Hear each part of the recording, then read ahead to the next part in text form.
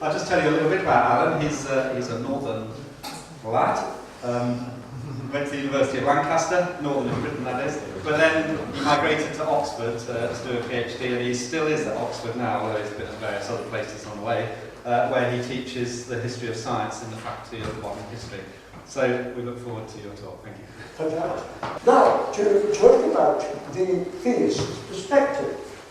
Of course, when you're dealing with material from the past, it's very much, I think, governed by one's own position.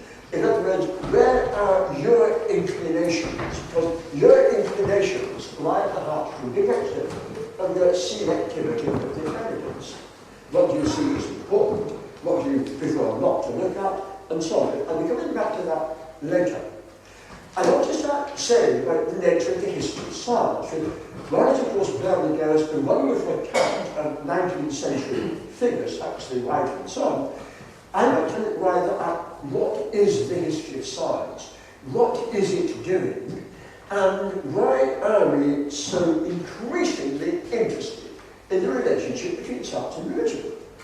And as I was saying to Rob just before I had some tea there, you wouldn't have had a conference like this in any university in 1950.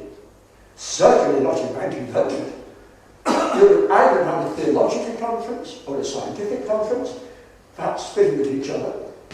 But why now has it become such a hot subject? Not only for you here this afternoon, but conferences, departments, journals, books, globally, across America and across Europe and across Australasia in particular.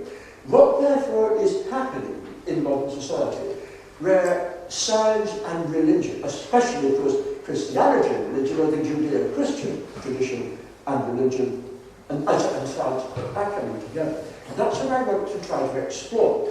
And I realise it's a rather ragged subject, and I've been trying to remember how to order and structure the points I want to look at. Let's start by saying that there are, as I'm sure many of you know, and as I'm currently writing on the book at the moment, many, many myths about the nature of science and religion.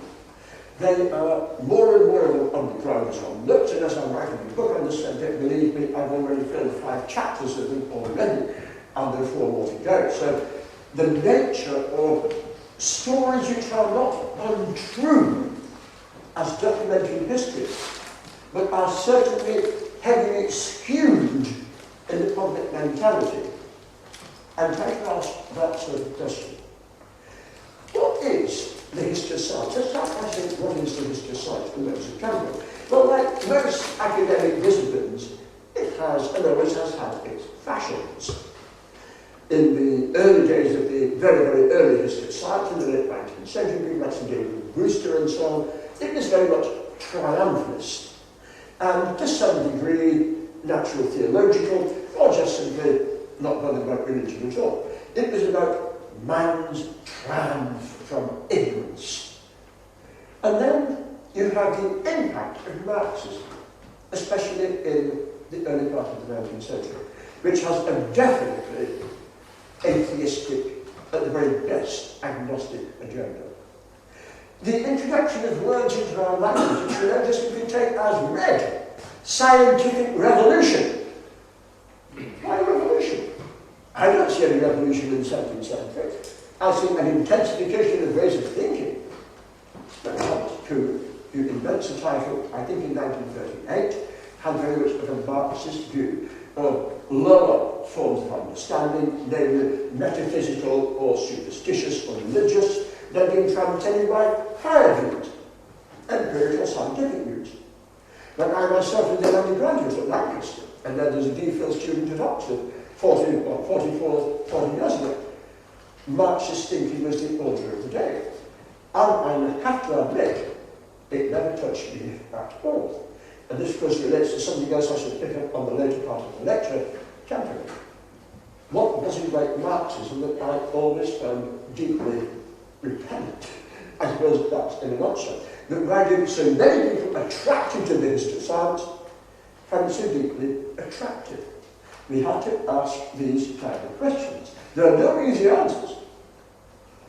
On the other hand, too, we have the idea And this is a very, very common one put forth, especially by people like Richard Dawkins, that science has a right to progress.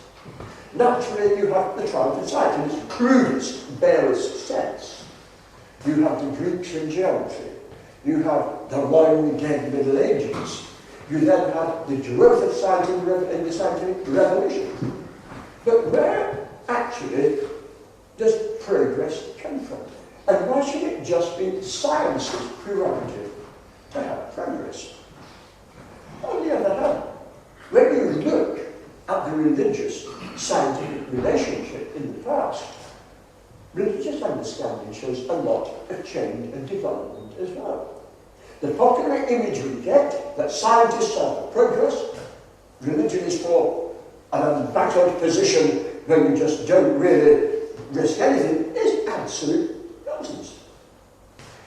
Look, for instance, at the history of biblical criticism in its very highest sense. Biblical criticism started before Christianity. It came with the early Jews in the Alexandrian school who were trying to make sense, order, and give a coherence to the books of the Old Testament. You find the early church doing exactly the same thing. Not of all the plethora of Christian documents by 100 AD do you include in the canon of the New Testament, and which don't you include? Later on, of course, how do you know, as Brandon said about the Gnostics, how do you know about what you do not include in Gnosticism, what you do as Orthodox Christianity? This critical progress goes right through the many centuries, and also certainly into the Reformation. Calvin and Luther are deeply concerned with what parts of especially the Gospels are canonical and otherwise. And then, of course, in the 19th century, you have the more philosophical dimensions. You have the idea there, of course, with people like Strauss, about how German metaphysics gives us an understanding of the life of Jesus. And a subject that interests me enormously, the impact of archaeology in the 19th century. The vast growth of the tourist industry to the Holy Land, which simply means that after the Reverend William Robinson went to the Holy Land in 1838 and wrote a book on the subject, he was an American theologian, and then suddenly you have the funding of the Palestine Exploration Fund in 1864, Thomas Cook's first tourist group to the Holy Land in 1869, and it's been estimated that by 1914, more Western Europeans and Americans visited the Holy Land than were present in the entire crusading armies of the Middle Ages. Now, that gives you an idea about changing ideas. When you've been to the Holy Land, when you've read a critical commentary on one of the books of the Bible, you are developing all the time. And so, in other words, theological understanding develops and matures inexorably in a kind of numerous things. And of course, it developed rapidly in the last century because the evidences have proliferated from archaeology, from textual criticism, finds at Nag Hammadi, the Dead Sea Scrolls, and all the rest of it. So therefore, to have the canonical position that somehow science progresses and religion is embattled is simply plainly wrong. And I think that's another myth that we actually have to take on board.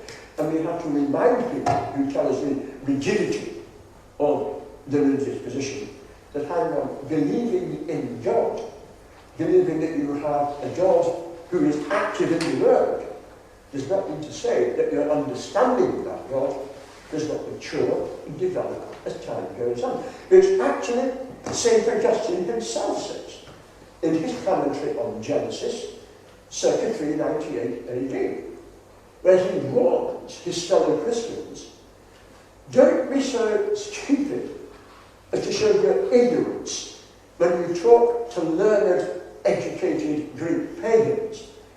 By insisting on the flat earth, because that's what it seems to imply in Genesis and the signs. We know the earth is a sphere, we know it has mathematical properties. If you start saying, oh, it says this, that, and the other, they're laughing. We're still in that position today, and 1600 years later, the message hasn't sunk in certain quarters. So that, I think, is one very important point we have to bear in mind. Our understanding of theology progresses just like science. And in the period, which of course, much as the talking about in Berlin in his lecture, the 19th century, the changes there. You think, for instance, people like Frederick D. Morris, Charles Kingsley, Aubrey Moore, who are not only responding to Darwinism or evolution in its biggest sense, but even seeing current social problems in its light. The Christian socialists, for instance. What is the duty of a Christian gentleman to the beggar at his gate? That goes back right to the parables of Christ himself. Should you, if you are a clergyman, actually be concerned with the housing, the welfare of an exploding working class at that period? Yes, it was not always popular, but it certainly was very, very high profile in its time. Likewise, too, responses to evolution, whether it was strict canonical natural selection, whether it was a bit of Chambers' vestiges of the natural history of creation, life-changing by organic processes. Aubrey Lackington Moore, one of the contributors to the Lux Mundi volume in 1889, himself an Oxford theology doctor, the Foundation Fellows at Keble College, Oxford, actually drew in a parallel there that came from current political problems. And the current political problem is this. What about rich landlords, English rich landlords, and especially who own estates in Ireland, that rack-rent their tenants mercilessly? They just take their money and do nothing. What in fact Aubrey Moore suggests is that God, as we saw before Mr. Darwin, was perhaps, you could say, a bit like that. He made the world and let it sink. But what did Mr. Darwin show? Well, that God interacts with his world all the time, and in consequence improves the world. So as, in fact, Moore says, God is not an absentee landlord, but an improving landlord. Now, this is from a fellow King in 1889. Now, in this respect, therefore, I think it's impossible to argue that theology and religious understanding and theistic understanding does not evolve and develop just like natural science. It does so by a different method, not necessarily by the experimental method, but nonetheless it does undergo profound fundamental change. The theology of 1900 was by no means the same as the theology of the rabbis of 200 BC, or of St. Paul, strictly and speaking. That is, I think, one very important point to bring under. I want to take up the point Bernard mentioned about agnostics. Justin Martyr, who was around in the 2nd century AD, a very early Christian theologian and early Latin theologian, actually came out with a remark which would probably astonish many Christians. He said, we are all atheists. I argue to the Greeks that we are atheists, and I'm totally from them. Because they, in theist, literally Greek in the plural, worship many gods. I'm against many gods. I'm only for one god. I would take the word, even at that time in circulation, ahoy, atheist, and accept it. So you even have that tradition moving in the 2nd century, and even the origins of terminology. Let's then look too at the way in which the history of science tends to categorise certain ways of thinking. And again, just takes on the point that Bernard Van just ascertained, the type of people science historians choose to study. Now, I have to admit, I am an oddity, and I do apologise if I say a great deal about what I think in this lecture, but you know, that's just the way it's turned out. I am an oddity. I'm actually part of a self-funding tradition of scholarship. I'm not actually funding, I'm sure I'm a lovely congregation at the University of Oxford and member of the history faculty, yes. But I'm self-funded and always have been. And always been deeply drawn to that tradition in history. Now, when we look at the history of science, From, let's say, the 1890s onwards, let's say people like Pierre Duhem and so on, onwards, you get an enormous concern with the professionalisation of science. As we're going to see before, with Huxley and Tyndall and so on, the idea of creating science as a body in its own. So many people nowadays work on what they call serious scientists, real scientists, and you have chairs, or a little bit later, women who have chairs, or hold explicit, fairly high positions, as though somehow that's all that matters. Yet the tradition I spent so many years in researching and publishing on isn't that.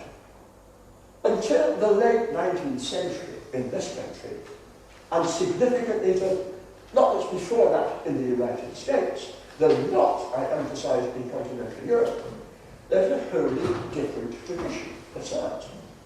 Pay for it yourself. If you were in science, and especially an expensive one, astronomy or cosmology, with really big equipment, not so much, let's say, botany, you're using the magnifying glass and free afternoon, but if you're trying to unravel the structure of the Orion Nebula, you need big hardware. Mr. Gladstone, or Disraeli, or Palmerston, was never going to fork out 2,000 or 3,000 quid for you to do that research. If you were interested, pay for it yourself. You find in the 19th century, and dominating the Royal Society, a whole body of men who actually don't have jobs. I call them, as a generic category, grand amateurs. And I'll tell you why I use that term. They will have used it about themselves. Sir John Herschel, when presenting the Royal Astronomical Society Gold Medal to William Lassell in 1848, said to Mr. Lassell, who's a Liverpool brewer, Mr. Lassell has identified his own problems in research. He has paid for the instrumentation to address them out of his own pocket, and just like me. And he speaks of there being of an amateur tradition. The Victorians didn't use the word amateur like we do. They didn't mean somebody in his garden shed at night with a telescope. They meant somebody who loved science. These men, of course, are all Latin literate, amat, to love. Amateur is a lover of science. I use the prefix to grand because these men were not just going up having a look at the stars or their microscopes or whatever. They were looking at the big intellectual issues of the day. The nature of the universe. What are planets like? How can we use a spectroscope to analyse the chemistry of space? These are the big, cutting-edge subjects. Who were the professional astronomers at this time? The Astronomer Royal, holders of the chairs in Oxford, Cambridge, Durham, Scotland, Trinity, Dublin. They were like church mice by comparison. In fact, Edinburgh's Royal Regis Professor of Astronomy in the 1850s got 250 quid a year. Luckily, his father was wealthy, because 250 a year is what you get if you're the managing clerk in a city solicitor's office. Now, this isn't big money. The professionals, largely, were on routine work with officially provided equipment, Astronomer Royal and people like that. But they were not going to make crucial discoveries. Their times were going with teaching and all sorts of duties that pin them down. But if you were a rich brewer, a rich lawyer, or a rich clergyman, or you had, as I said, married money, a very, very common way of doing it in the 19th century. Heiresses contributed colossally to scientific research. Lord Ross's great telescope in Ireland was largely paid for by Yorkshire woman money from his wife. She was herself a Yorkshire wool-grabber's daughter. She got a vast estate to a relatively impoverished Irish estate. William Lassell, the brewer. John Herschel, father, a working musician who gets a lot of money and then marries a stockbroker's widow. And all of these matters paid for research. Now, these are not looked at by historians themselves. They're only dismissed as, oh, well, you know, they were sort of on the way. They weren't anything serious, but good Lord, they were the real thing. And that applies to geology and natural history. Now, why I say so much about this in the theological context, so many of these men, and a small, growing number of women, were deeply devout. And they tell us quite clearly in their letters, their public works, they were actually inspired by a study of God. William Herschel, in one wonderful phrase in Philosophical Transactions of the Royal Society, 1784, says that what he saw astronomy as doing is proving the length, breadth, depth, and profundity of space. I don't know where he got that term from, length, depth, breadth, and profundity. Paul to the Corinthians. The length, breadth, depth, and profundity of the love of God. Now, the relationship to these people's theology on their side was not being argued. They weren't saying, I'm trying to prove the existence of God. I'm trying to prove Darwin, Rundgren, or anything crass like that. These debates were not necessarily part of their road. They were simply driven by their faith and by their intellectual curiosity. They took their faith for granted. And it's also fascinating too, that they didn't have any problems, neither with any Anglican clergyman, with seeing his theological ideas in the context of plenty Greek ideas. You may name the heavens and say that you are standing beneath the vault of Urania, the sky, the Greek goddess of the heavens. They go to church on Sunday morning, you take the Eucharist with a sincere heart. They work a different way, rather like Renaissance popes. You should play back and forth with your religious ideas. It didn't in any way impair your Christian commitment. These men, I would say, are not kind of. What you tend to find later, and I would dare suggest just perhaps time people like Huxley and Tyndall, and Dixon White and others, there was a sense of tension and angst there. That these men, I think, happily moved, over whether you were a geologist or whatever. Now that, I think, is one very important point. Why historians aside largely ignore them. They also, of course, dominated the Royal Society. They dominated the Royal Astronomical, the Geological, the Chemical, the Royal Microscopical, all the rest of it. And where was their natural paradise? Not the university, perhaps their legal chambers in the Inns of Court, or much, much more commonly, the Athenaeum Club in St. James's. Now, that's a different style of work. And they, of course, have found it said that perhaps he did not come from a conflict family, perhaps you can understand partly his animus there. On the other hand, many of his grand amateurs weren't born to great wealth. Many of them were born to modest wealth and made heaps. They combined curiosity with business skill and married skill. Sir James South, great eminent Victorian observer. He starts his life, he's the son of a London apothecary. He's apprenticed at Guy's and St Thomas's, trains under Aston Cooper as a surgeon, qualifies, becomes on the surgical staff at Guy's and St Thomas's. Astronomy is his real passion, that is before anesthesia. He then marries the daughter of a landed brewer. Now there is one thing that it was impossible to be in the 19th century. A poor brewer. You couldn't be a poor brewer. And in consequence, therefore, when her father died, she and her sister inherit a fortune. Even before that, he quit his medical practice and set up a large private observatory at Camden Hill. And there we were covered by a rather nice late Victorian estate, but in fact Camden Hill Gardens, came under where his house was, just behind Kensington Town Hall and Kensington High Street. He was another English tradition. Now, that's, I think it's rather important to ask, why do we choose to study some figures and not others? And I think why Huxley, Tyndall and so on are so attractive to modern historians, they are the proto-professionals. As you've seen, of course, chair at the Royal College of Mines, Royal Institution chair, and so on. They are what was it will come later as the dominant generation. But the period they're concerned with, they are really in many ways the minority, and the impoverished minority, and they don't like that. I have to wonder what Huxley must have thought of Darwin. Darwin never did a day's paid work in his entire life. He inherited a fortune from his father and his grandfather, and his wife Emma was an heiress of the Redwood pottery industry. He didn't need to work. He was rolling in it. And by the time of the origin, he was buying land around the country. There's just things to sink his money in and have an income coming in. This is the Charles Darwin we know and love so much, the beard, the sad face, which is very, very sad, counting the money and counting what he broke a cent in and so on.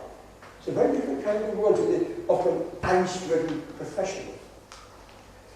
Then, to have a look at beyond that, are some of the areas where you might say there have been great periods of tension returned in science and religion's relationship, which actually are now beginning to fall away under new historical study. Let's start with the subject that Roger and I have talked about quite a lot, the Middle Ages. Now, last week, I had a thesis chapter from one of my students. She's a medic. She was recognized in the development of oral surgery in the 19th century, so she's a modern scientist in the modern world. But she has, at the beginning of her chapter, there was no real progress in surgery in the Middle Ages, and only when Europe awoke from its long medieval slumber. I put a lot of red ink on that page. It wasn't generated her thesis at all. But this is a young woman in her early 20s, extremely intelligent, destined to look after her bodies in the time to come. And I didn't perfectly read her cultured level. The Middle Ages were scientifically dead, and we'd have to wake up from them before they could be focused. When we look at the nature of the Middle Ages, the more we look, and the more science we find. Yes, it's true, a lot of it was not directly land-based, but there was some 17th century science was land-based, either. Much of it was heavily metaphysical, heavily philosophical. But look at researches on the rainbow. Robert Grosseteste, Roger Bacon, Vitellius in Germany, and lay the basis of what is the rainbow. Yes, it's true they don't explain the nature of the colours like Newton would do in 1669, but what they do is show that the rainbow is a piece of geometry. You need the sun in one place, you need the observatory in another, you need the sun at a certain height, a certain amount of moisture, measure the height of the bow with an astrolabe, measure the height of the sun with an astrolabe, and you work out by graphic projection that the light goes into the cloud and the bow comes out always at 42 degrees. I've suggested that that's one of the first, what they're called law of experimental physics. They even took it further. You can show this experimentally. You can try this to light when you go home. Make sure you're in a completely darkened room. Your eyes, natural, good darkness, sit for 2 minutes in the dark. Take, let's say, a clear tumbler of water, a powerful torch or lamp with just a small hole, shine it in, put the tumbler on a piece of white paper, and you suddenly realise it's a splurge of light coming out. The light's going in like that, through it out like that. Take the screw protractor, measure it, 42 degrees. Vesalius in Germany reconstructed that in about 1320. So in other words, you have the geometry of the rainbow you can measure, then you can replicate it in the laboratory. And what were all of these men? Priests and monks. How many of them got burned? No. Albert Ross told us Roger Bacon got into trouble about the church. Yes, he did. Purely fishing in international politics between the Pope and the Holy Roman Emperor. What he got into trouble with were, in fact, his political shenanigans. Science didn't matter. So then we actually find this whole area where in the Middle Ages, which is one example of many things in medical science, where there was extraordinary dynamism. Another one I may mention too, the Merton's School of Geometers in Oxford. People like Richard Slimes, Richard Slimes ahead, and also to William of Heytesbury. These are contemporaries of Chaucer, 1340, 1350. In fact, they're studying motion and momentum. Why do objects get faster as they fall? And William of Heytesbury, somewhere around 1350, I would suggest invents the first primitive form of graph projection to try to measure how acceleration is in a mathematical sequence. And all of these men, Roman Catholic priest dons. No trouble, no punishment at all. And also openly taught. So that's one very important one I think we have to bear in mind. The vilification of the Middle Ages. Like even tragically, a few weeks ago I heard a radio thing with a news program where there'd been some atrocity in Syria. And what does our dearly beloved David Cameron say? This is an outrage of medieval barbarity. So in other words, when some horror takes place, it has to be medieval to be really barbarous. I was talking a bit more of you, playing up and singing. That's all like the oil razor, so you came up with that stuff. The next one, of course, is Galileo. Galileo is not the poor, persecuted, browbeaten martyr, loved by the 19th century, immortalised in French romantic paintings, or, of course, for that matter, the very, very Marxist Bertolt Brecht in The Crown of Galileo. Galileo, as we now know from Vatican archives and studying a vast body of material, was a cussed bruiser. Galileo actually first got into trouble in 1604 with the Inquisition. But what for? You never find this in the popular histories of the times. Doing certain types of astrology. So in other words, he gets his hands slapped by the Inquisition for doing astrology. Wouldn't we slap his hands for that today, no matter what we may believe in theological terms? But we don't mention that, because great heroes don't do horoscopes. Why was he doing horoscopes? Because his chair at Padua was so ill-paid. He had a lady friend with three illegitimate kids. He was always in serious trouble financially. So a horoscope or whatever, give me a few scudi and I'll do it for you. He wants to be famous. And the telescope projects him into that possibility of fame. And yes, Galileo's genius, without any shadow of a doubt, is to recognise the potential potentially. And fully accept that. And to draw Copernican analogies from it. But why does he get into trouble? He pushes the analogies under the guise of proofs. And what, in fact, do people argue to him? What does Robert Valentine say to him in 1616? And then, of course, his old friend, Matteo Valentini, who becomes Pope Benedict VIII in 1623. Yes, these Venus' phases are so, may look like things move around the sun, so very, very good. But you can't prove the Earth's moving.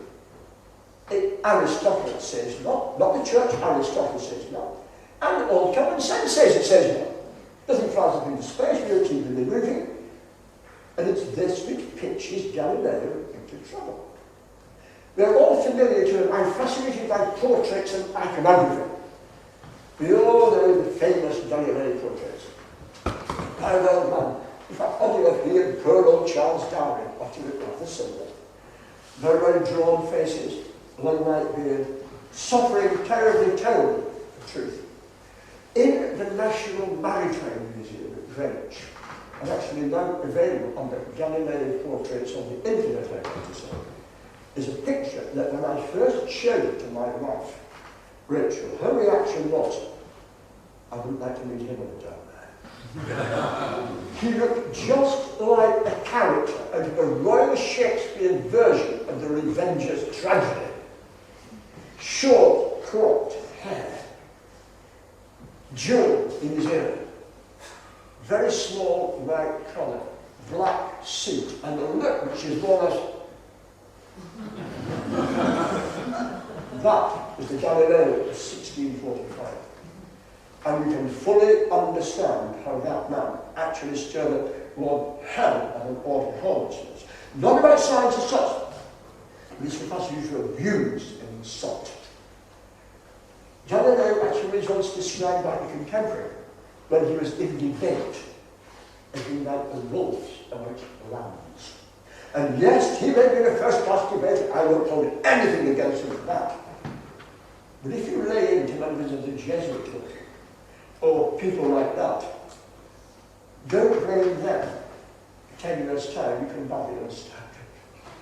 And so you have to bear in mind that so much of the Galileo situation he brings upon himself. Right, Mr. Copernicus never threatened or punished. He's a quiet, peaceable, Polish cathedral dignitary.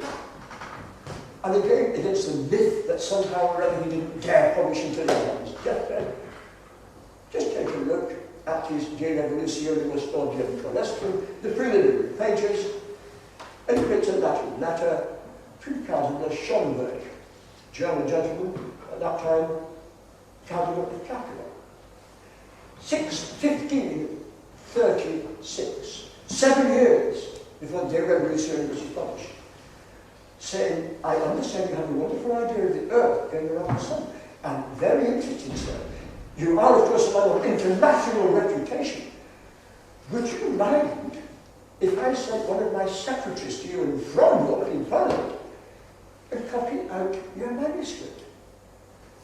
Not only is that utterly fan mail, it's such fan mail that Copernicus prints a reference in the preface of his book.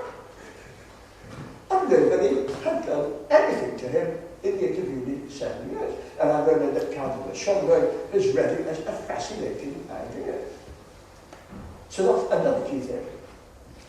Also Churchism, that's also just remember that I show in column the so-called Darwin debate of 1860. The debate that never really happened. Now, 2 years ago, I published an article on this in an Oxford journal. And I called the article Monkeying Around with History. And I looked at where the whole situation is coming from.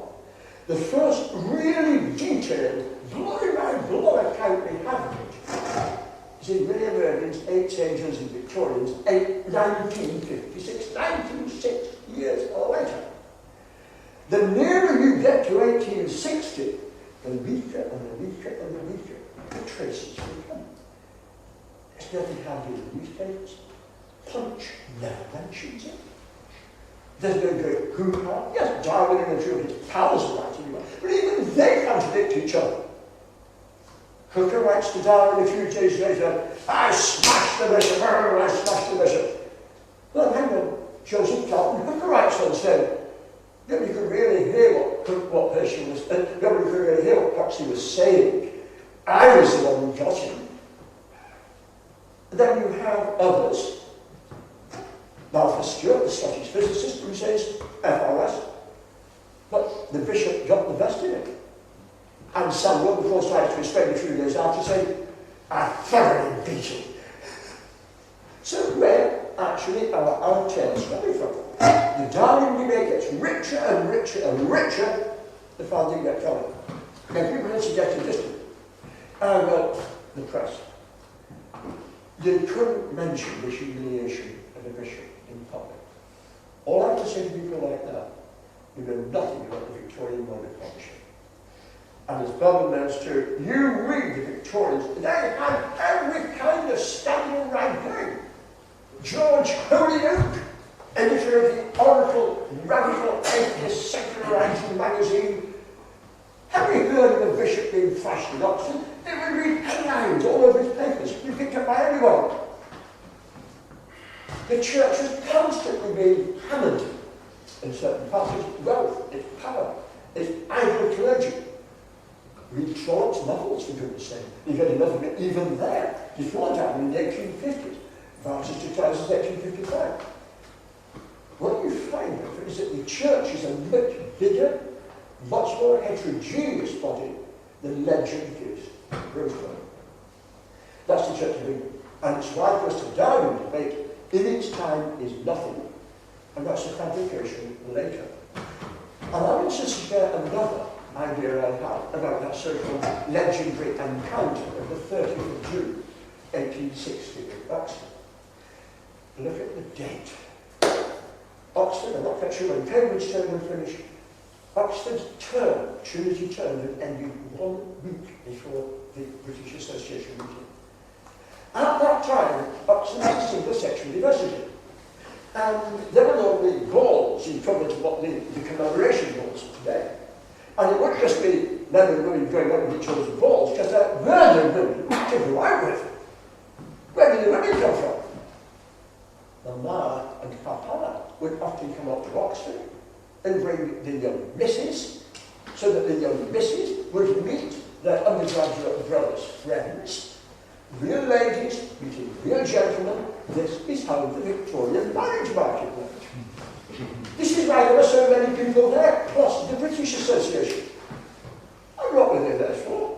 Fun and games. Bishop slaying was not part of the agenda. Why had they gone around to see Sir Sam Wilberforce? Not because of his seeing Darwin. He was a Class A performer. In fact, in 1869, and Vanity Fair did its Man of the Day at Bishop Wilberforce. It says this about him. He is such a popular figure that if the Church of England was disestablished tomorrow, he would not lack a dinner table in which to take his meals. Is this a narrow, ignorant bishop? And another thing I discovered with Samuel Wilberforce. He'd already been for 15 years by 1860 a fellow of the Royal Society. Elected 18th of December 1845, when he was still Dean of Westminster. He was a great pal of John Herschel's, the historian. Herschel's diary contains down at the Atheism, with Son of Oxford, things of this sort. And he actually reports some extraordinary things, which are not only the bishop's religious ideas, but also Herschel's. Herschel was interested in things like precognition and spiritual experience. That's so many were at that time.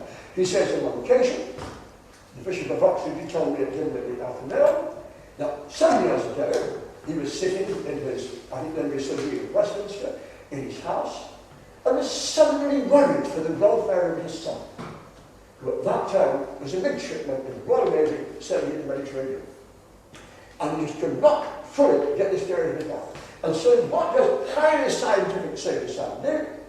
Writes down the date, the time of the worry, and everything. Some weeks later, he gets a letter from his son. Papa, I'm the sick bay of HMS I was with some sailors restoring some barrels, the ship lurched, and my big toe was taken off by a barrel, and I'm making a good recovery. And then, same time, exactly, given the longitude differences, Sam was fascinated by this, why had my son's injury suddenly reckoned onto my mind, and he tells us to the very, very spiritually interested Sir John Herschel at dinner in the Athenaeum. That's the kind of world that we have that's more than just the standard idea of science and religion. Sir Richard Owen, the anatomist, was also a pal and a dining friend at Wilberforce's as well. So that's another of the key things. You have to worry about when you get something like the so-called Darwin debate. The nearer you get to the date, the less there is. And the only real contemporary account we have of it is 20 lines in the local Oxford Blank, Jackson's Oxford Journal. And it says this. Mr. Draper, Professor Draper spoke, said nothing about him, the American, and then the Bishop of Oxford spoke.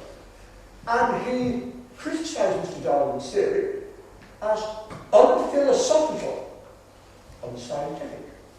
Because Mr. Darwin had shown no examples of one life form turning into another. And a week later, Sophie Sand's review of Origin came out in a highly prestigious quarterly journal. And Wilberforce has another wonderful quote. He had no time for those men who evaluated the theory and science by its conformity to religious doctrine. A scientific theory has to be judged by scientific criteria. You can't say that contradicts the Bible, so it must be wrong. That is Sam Wilberforce, says that. Bishop of Oxford, FRS. When we're dealing with science, science comes first. This is not the circus song we love to hate. So that's another thing where we need to get behind so much of the mythology.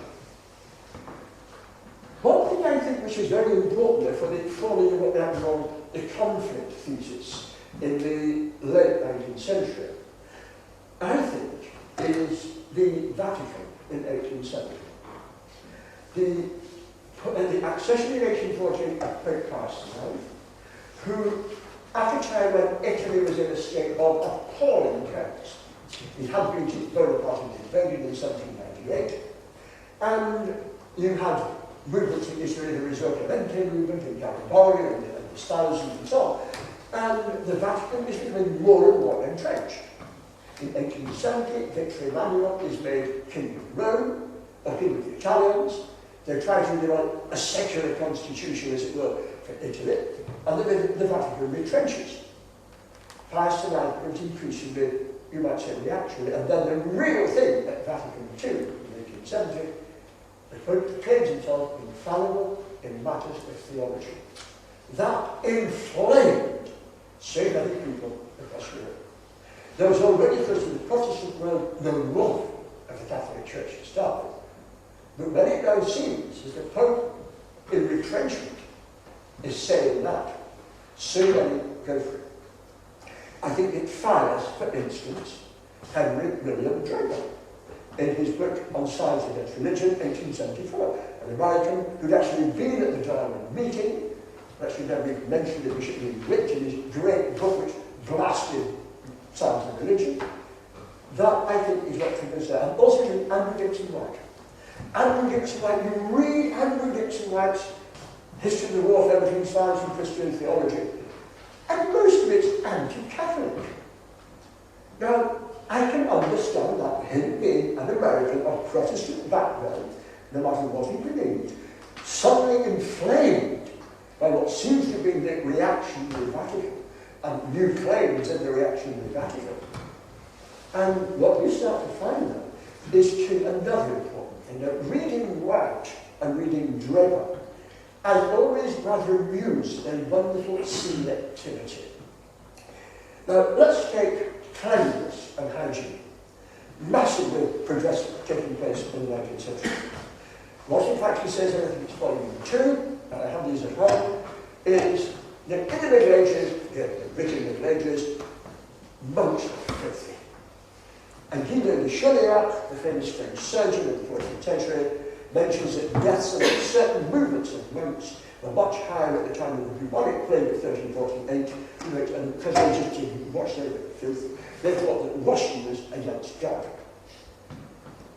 That's right, in certain groups. But what, in fact, Andrew Dixon White doesn't mention are the Cistercians. The Cistercians are obsessed with cleanliness. You visit any ruin of a Cistercian abbey in this country, or visit a Cistercian house in continental Europe, the first thing they did was build their abbeys at the side of clear, fresh, flowing springs, divert the stream through the abbey to their lavatories downstream, their washing facilities and cooking facilities upstream, go to somewhere like, let's say, Tintern Abbey in the Welsh waters, and you see this exactly. You get a stream right from the abbey. Ditto too, the rule of St. Benedict for the Benedictines. For men to live together, as far as St. Benedict is concerned, you needed to live a clean life. You couldn't all wallow in dirt. So therefore, whilst there were certain fanatic groups who didn't like washing in the 14th century, it certainly was not the pattern in monasticism in general. And what, in fact, archaeologists have argued too, certain places digs at Westminster Abbey, where that, of course, was itself an Abbey church, is that on the whole, taking paleopathological specimens from monks, they're taking it for slightly longer ages than ordinary folk. Probably much more stress-free lives, better fed and cleaner. Now, that's one area where in fact Dixon Wright takes one example and blows it completely. Take also again Guido de Chauliac. Guido de Chauliac, the great French writer, medical writer, 1361, he wrote the leading treatise on surgery of the time, Legis Chirurgia Magna, and yes, he was a great chemist. Dixon Wright shows him as a sort of isolated pinnacle of genius, and squalor and filth and ignorance. If you were ill, they just wrapped the Bible on you, wasn't absolute thinker. He went on to MD degrees in the European universities. He was studying Hippocrates again. Medical teaching was going on across Europe, and it was rational medical teaching. The idea of monks, a popular old one, monks were forbidden to do medicine and the spilling of blood. What they weren't allowed to do was go into battle, as some had been doing before that time. But actually practicing medicine is what a problem. After all, as they were all aware, the New Testament tells us that Satan could be the physician, after all. Why not a monk? If one of Christ's personal followers had been a doctor, why not a monk in France in 1350? Nor does Andrew Dixon Wright tell us another thing. Guido de Chauliac was personal physician to the Pope. Now, what was the Pope doing? Employing somebody like him? If it was, it was all about backwardness and ignorance. These things I find quite fascinating, which come over. But then, rounding up to look at the real central point of today, which of course is the narrator. How far does the narrator cover? What do they look at? Well, I utterly and totally agree. We all look or are drawn to or slant in directions that we find, for whatever reason, intellectually, spiritually, emotionally appealing. And I think we have to accept that as a basic fact. I think why so many historians of science, as we've said already, were perhaps drawn to atheistic interpretations and where they leave out key other things is because probably that was where they themselves came from. But also I think there's another central thing, and that is how far an individual, for whatever reason whatsoever, can either accept or cannot accept a sense of divine transcendence. That, I think, is fundamental. And it's very hard to know who can and who can't in many ways. Now, talking to my wife Rachel, and she also has a sister who's a priest, who's talking about this. Now, I should, on paper, personally, be a great raving fan of Richard Dawkins, and instinctively a scientist. I can nowhere to all different mystical experiences. Hard-nosed experimental pragmatist. All these other things don't really touch me at all. And yet, I've never found belief in God or a higher being problematical. I have, I suppose you could say, an ability to say, yes, here is what science can do, but God is transcendent. God is bigger than that. God is bigger than the world He has made. I think that is very much at the heart of whether one can or cannot accept science and religious belief. And I, for some strange reason, have had no problem with it at all. I'm also curious, Rodney knows about 2 years ago, or just over 2 years ago, I was diagnosed as having bowel cancer and had an operation and all the rest of it, and completely well, no problem at all. Yet, what everybody said is, you just seem to be totally bothered at all. You seem to be bothered. You have this, or you might be dead in 6 months very well. I find the damn good innings. And if the Lord is saying, Chapman, come in, I'm going to. Now, that is how to explain that. I'm not saying that boastfully, it's a plain fact. And as I said, I'm corresponding with Rodney at the time. What I think was very important to me was, on the one hand, a knowledge of and a fascination with modern scientific medicine. And many of my friends in the hospital, intellectually, they even had been lecturing in the hospital. And on the other hand, too, a deep Christian faith. And the two working together, because the structures I see that contain our bodies, including cancer cells, which I once remember what series is on Hopkins one described as the downside of evolution. In other words, the side goes wrong rather than goes in the right direction. Well, we can give the intelligence now to work that out. If you do something about it, we might not get it right. You might suddenly find that ding ding, numbers there, fair enough.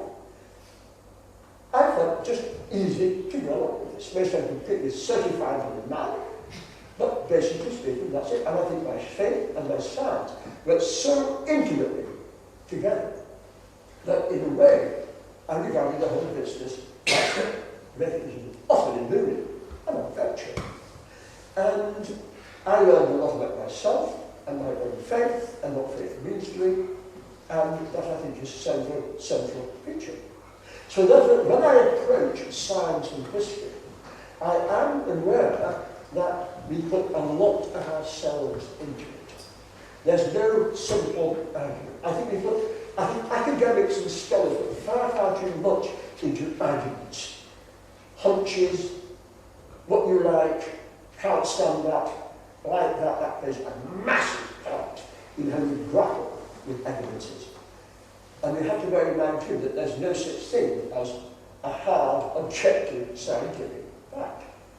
Because after all, scientific facts change with the times. After all, there's a hard, objective scientific fact in 1500 that the God is fixed in the centre of the universe, and all the arguments, philosophical and mathematical, were behind you. It was a hard and solid scientific fact in 1840 that diseases like cancer were caused by blockages in the lymph system, which blocked liquid and caused lumps. They knew nothing about cells. They knew nothing, of course, up to the time of Darwin, of the nature of species mutation. Look at the ideas of Linnaeus. Linnaeus is one of the great, great advocates of species fixity, professor of medicine at Uppsala University. Likewise, too, in much more modern times, Sir Arthur Eddington here in Cambridge at the Library of the Observatory, when we find the atomist first spread about 1932, comes out with a wonderful prescient remark. I can't think what relevancy spreading of the atom has to anything apart from theoretical physics. We do get things wrong at regular intervals, and that's why I find much of my own skepticism. I now see that it's getting fairly on, it's 5:05, and I think probably it's time to hand over for questions. Thank you very much indeed.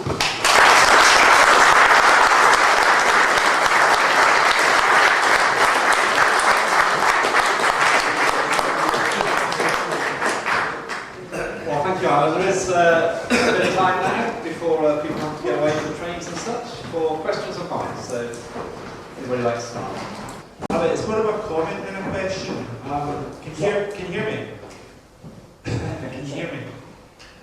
Well, just go ahead. Okay. You defend the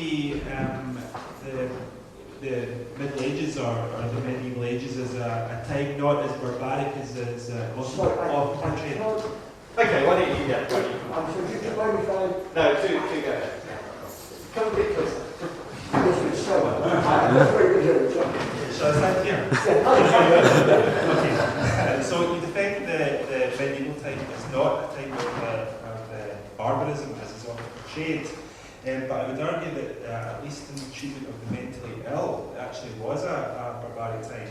That the mentally ill were considered the source, their understanding was very biblically based, that it was evil spirits or demon possession that caused mental illness in patients, and they were treated by trephling, for instance, which is drilling holes in the skull to release the evil spirits. So I just wanted to make that comment that at least in the case of the mentally ill, was quite a barbaric. I'll take that point. In fact, again, it's a much more diverse picture. In the Middle Ages, many of those who had what we were called mentally ill, especially if they were visionary, were actually considered as touched by God. Now, the idea of God's food, St. Paul's reference to being I am God's food, is a very, very powerful feature in the Middle Ages. Now, Marjorie Kemp, the 15th century King's Lynn area visionary, herself, after pregnancy, started to have what some might now call postpartum depression and all the rest of it, and started having visions of Jesus, crying in the church, being very noisy, all the rest of it, what they might now put as something to say mental illness. Yet, when she was examined by many clergy, including, I think it was the Bishop of Lincoln, his view of her was, or the general view was, she really is touched by God. You know, because the mental, you measure the behaviour. If a person was in demon possession, what then was taking energy? What Marjorie had was the ability to help others. And so others would come to her and find relief and spiritual release in her sayings and in her visions. Now, it's true that her feeling, but that actually centuries later, the boring holes in the skull, in a serious way, is really 15th, 16th century. What you start to get, the asylum system proper, really sets in the 15th, 16th centuries. That's like 16th, 17th centuries, when you have a much more, what you might call, again, post-Catholic and a Protestant approach to what do you do with the oddly behaved, as it were. And one of the things is, if you are certainly under a rigid political regime, so let's like in France or in Spain, and rigid regimes are much more a relational feature than a legal feature, you let them away. You did various things that one standard method to do was purgation. Robert Hood in the 17th century describes this in Belgium, that you would get a very, very heavy purging of drugs on the blood, plain, crude fact that once it spent 3 days on the privy, it would shut them up for a week. The blood was out. But in the Middle Ages, you actually find an amazing sympathy, and even to especially in the Greek Orthodox tradition, where there is the idea, and even because in Russia, in the Russian Orthodox tradition, the Stavitska, the Holy Man, the man who sees things, and when he talks up there, he's not a nutter, he's actually a channel for God's grace. That was actually much more the picture of the Middle Ages. What you do say quite rightly comes later. And also due to famine or to feeling, was often used not just for mental illness, but was most commonly used when they'd been head injury. Now, one Prince Rupert of the 17th century was trephined in 1668 when he'd been at sea and a ship's block had come out fast and brained him, and he had very intense headache and vision problems. And a French surgeon was brought over who trephined him successfully and put a silver plate into his skull. Samuel Pepys describes the whole business. And so that comes later. But in the Middle Ages, there was, I would argue, a much greater humanity there. The idea, let's say, lepers as well. They were also outcasts. Yes, you isolated them as according to Exodus and Leviticus, but that was going to stop it spreading. But of course, they were in a community where they were taken care of. But of course, we sometimes call in the 17th century a several house, where several would come and live together. And near where we live in Oxford, there is the remains of such a place. There's a beautiful little chapel, St. Bartholomew's Chapel, patron saint of lepers, and a number of lovely, probably 14th century houses nearby where the lepers lived. And that was again looking after the lepers. It was not the idea of saying whip them, drive them away, take them away, because after is it King Ahab, it's not Hezekiah, it's one of the kings of the Old Testament, one of the good kings of the Old Testament, developed leprosy. And we are told in the authorized version, the wonderful language of 1611, he did live out his days in this Jotham, and did live out his days in a several house. And so all of these biblical precedents were there, and they touched by God. And when we look, we see, at visionaries in the New Testament, a person that we today might call schizophrenic or paranoid or whatever, in that time, if they actually have the power to do good, it partly because they didn't have a religious education, and so they knew all about saints and apostles and visions. In fact, like Marjorie Kemp, they were actually lauded by the clergy. Thank you.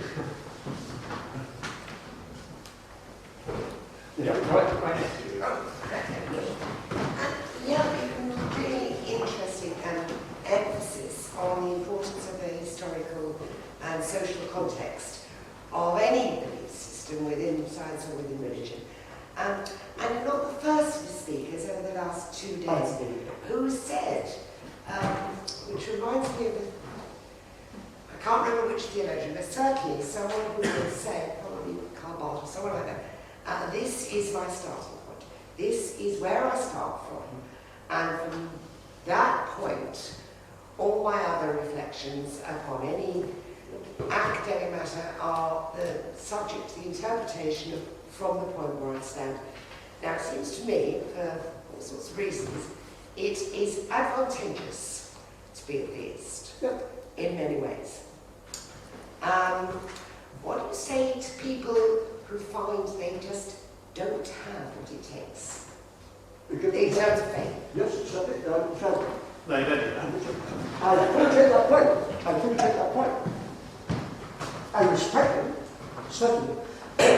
I wonder why some have it and some haven't. I do not believe it was a planned. Oh, Lord, no, I don't believe that at all. My sense of God's mercy is much vaster and bigger than that. And it was the Russian theologian Badaev who made the remark about the damned or damnation. It would be so unfair that sins committed in time should be punished in eternity. And so therefore you do something wrong now, and it is wrong in the wider pattern of God's grace, that would be condemnation in eternity. I would approach that route. I would say that if a person is a genuine seeker and an honest seeker, and yet for whatever reason they cannot find that, it is a leap of faith, and I have to admit it is not a thing you can get through by QED or anything like that. And like I say, I shouldn't have it because I'm as hard-nosed and cracked as what they are. I mean, if I knew that person and was with them at the event, I'd pray for them. I would certainly do that because I have an enormous belief in the power of prayer. But I would certainly respect them for where they are. There's no doubt about that. Thank you.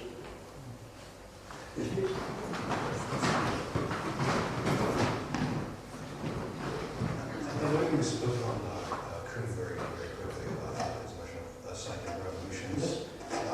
So do you reject the whole notion of paradigm shift or psychic revolutions? Yes. We didn't hear the question, sorry. What was the question? The gentleman asked a question, how do I feel about Thomas Kuhn's idea of there being a paradigm shifts in scientific revolutions? Things change, no very well. But you might say, if you are throwing loads of barrels into a river that's going over the Niagara Falls, and they all fall in the water, but all go through different speeds. Each one of those is a paradigm, maybe they all shift. They all move at different speeds, in different ways, in that respect. I think ideas are much more fluid. I think ideas come and go, and I think, because of course Thomas Kuhn was not a Marxist, historian of science, and the idea was he was given very much to this dialectical materialist idea, and then crack, the new ideas come along, crack, and new ideas come along. I don't see that. And so yes, our ideas change, but rather like barrels thrown into a waterfall, they're all doing it their own way. I think ideas do the same thing. So be very, very, very dark about paradigm shift. I haven't used it on any project, and I'm caged on it. Any more comments or questions?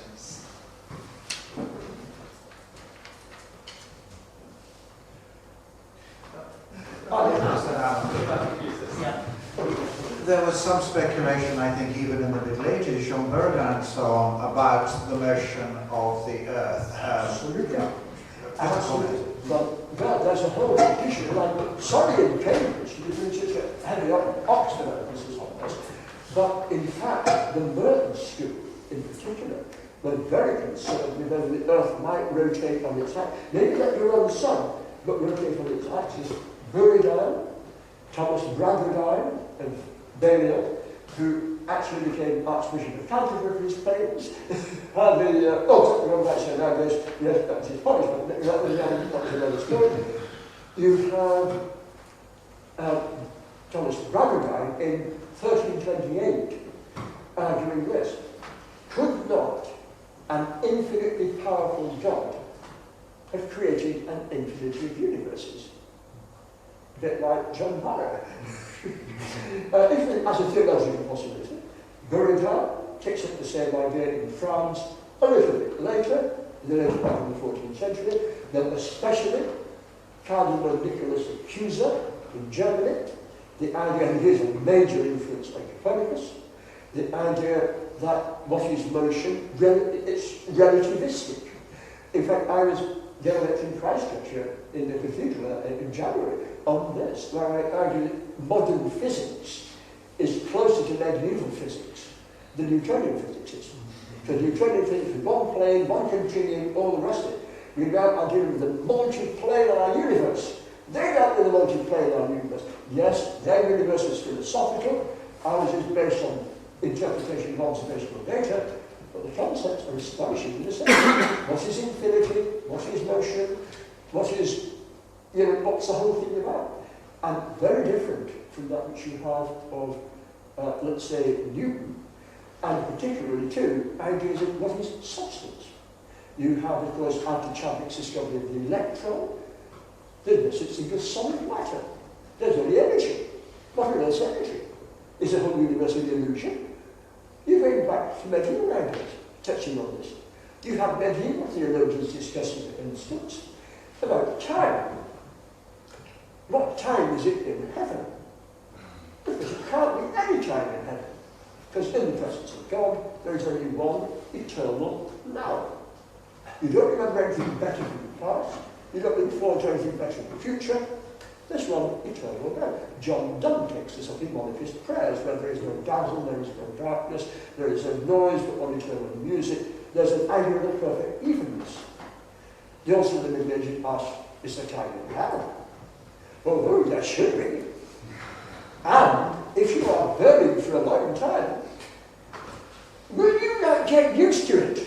When you had your first 10,000 years frying at 10,000 degrees centigrade, what do you think? Well, it's not, I don't like it, it's not quite so bad as when I came down here. So this thing, I was going to turn the gas on. Now, these ideas about relative time, space, time frames, these are all being talked about before 1500. And I think one of the things that happens with Protestantism and the new physics that develops in the wake of Protestantism is that many of these ideas actually then get put into a standard time frame. And this is, of course, what becomes a standard Protestant history of science. But what I think we need to do is rediscover the immense richness of the medieval tradition. And it's, yes, it had a little physical evidence about it, dropping on rolling balls or things like that, but the intellectual curiosity and the idea of reckoning. And I think we need to reconnect with those in their relationship to modern science and contemporary theology. Good. Any more questions? Rather jokey question, actually. Who do you think writes the music for heaven? Who do you think writes the music? I don't know who writes the music, but I probably doesn't remember the dream being here in Kent, but I think Stephen Darlington directs for the Christchurch Choir and sings it. We have some In fact, right. when I had this paper with my mouth, and various friends were writing to me, and so people asked me about heaven, and I said, I only hope that in heaven, there's the authorised version of the Bible, the Book of Common Prayer, Christchurch Choir, a fine brass ensemble, and a fine money organ.